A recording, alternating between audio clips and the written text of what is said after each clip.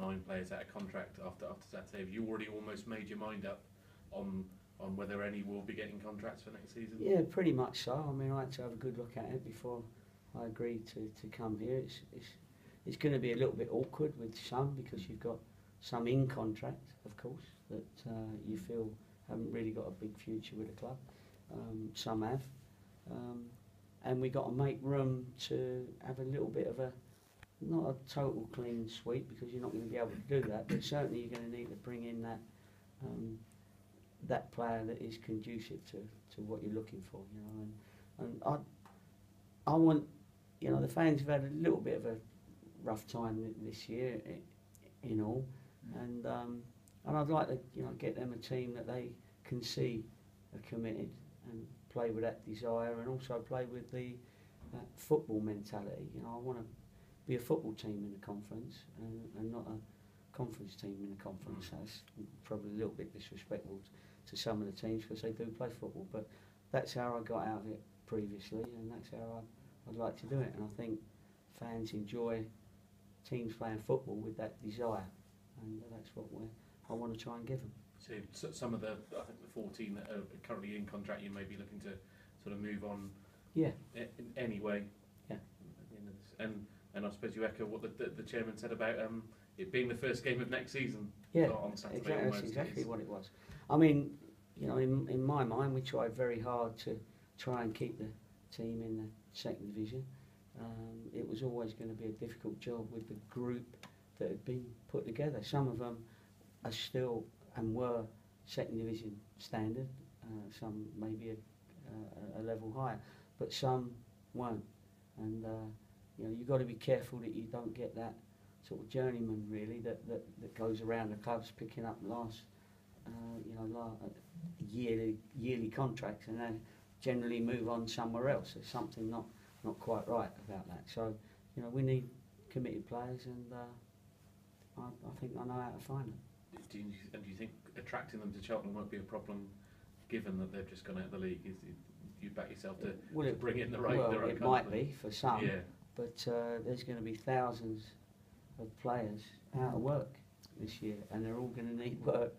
And I think, because I've worked with many of the boys that are out there over the years, over 20 odd years, I think there'll be enough out there that I can entice to Cheltenham Town Football Club, because Gary Johnson's here. Do you know what I mean? And they know that they've had a pass with me that's been successful. So hopefully we can entice a few like that. We also develop. This is a very, very good club for developing young players. So I'm hoping that even the 18, 19, 20-year-olds that still need developing will see it as an opportunity to get their game going, to have a bigger future, either with us or another club. That's almost the identikit, is it, to bring in young, hungry players rather than sort of maybe experienced ones who have. I think you've got to have, performed. you know, you've got to have a bit of both. Yeah. I think, you know, I don't think we've got. I think most people know there's not too many leaders in the club at the moment, and you need those leaders, and those leaders are not generally 19, 20 years old. You know, they've got to be experienced people that have been around.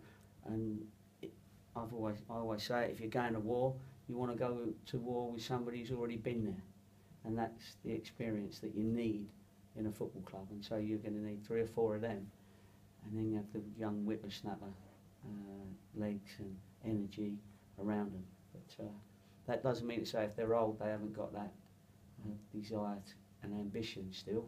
They're the players we've got to bring in. Do you think you'll be able to read a bit into your team selection on Saturday as to? No, I wouldn't. Well, you can do it if you want, unless you've got your head in the sand.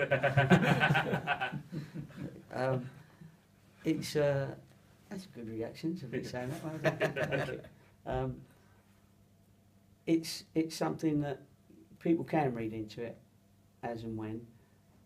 I do leave little cryptic messages for you, really, that if you start understanding me, you can definitely read between the lines, definitely. I don't think that's difficult. But you can't sue me because I won't be bringing up any names, you know what I mean? But that's important, that is, that Saturday I've told you what the idea of it is to have a good look at some of the young lads, but they've got to have some of the experienced lads. Some of those experienced lads will be involved in my head for next season. And do you remember the Roy Keane one? Have you not turned that phone off? That's the second time, Chairman, that phone's gone. Someone's going to be doing some work on the ground for you. Fair enough.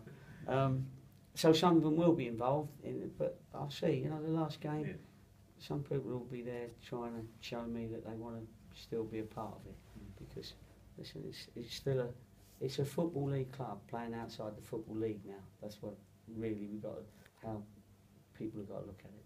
And is the aim, your aim, to come straight back, use that parachute payment to the best of your ability? And Yeah, if my aim was just to get a job somewhere, then I'd have signed a 10-year deal. Do you know what I mean? No, we got to work very hard as a chairman and a manager to make sure that the club gives itself every chance and its fans the chance to get back into that league. But it's a good opportunity now to sweep away all the old and just bring in a bit of a freshness. And I think everybody sort of needs that. I read the website sometimes as well to get a general idea of what's going on, and I think the fans need a bit of a pick-me-up, I think, and they'll get that if the team's showing them that it's giving 100% and getting results, of course, which is what you've got to do. Just finally, it was, I think, 13 years since you won the conference.